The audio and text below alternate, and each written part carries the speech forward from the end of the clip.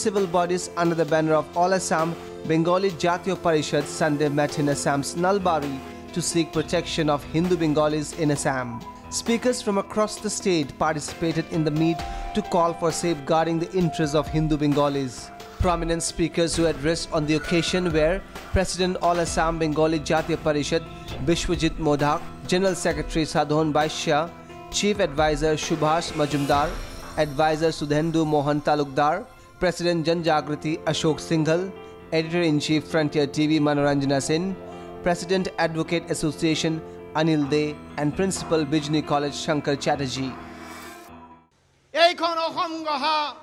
বীর শিলারায় নৰনাৰায়ণৰ বংশধৰ সকল যাৰ উপাধি হয়তো বংগবাসী মানুহৰ উপাধিৰ সৈতে একে তেনেকুৱা কোচ ৰাজবংশীৰ ভূমিপুত্ৰসকলৰ নামতো দ্বিভূতাৰৰ জাননী আহিছে তেওঁলোকক হাৰাশাস্তি কৰা হৈছে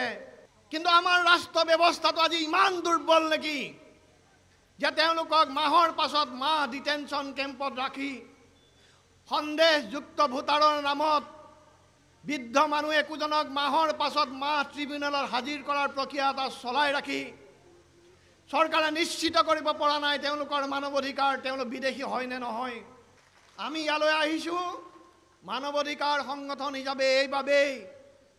যে মানৱ অধিকাৰে মানুহৰ মাজত প্ৰভেদ সৃষ্টি নকৰে মানৱ অধিকাৰ সকলো মানুহৰ অধিকাৰ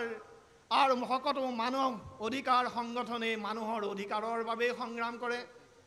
আৰু আজি দ্বিভূতাৰৰ নামত যদি অসমৰ হিন্দু বংগবাসী মানুহৰ অধিকাৰ ক্ষুণ্ণ হৈছে খৰ্ব হৈছে তেতিয়াহলে তাৰো আমি গৰিহণা দিওঁ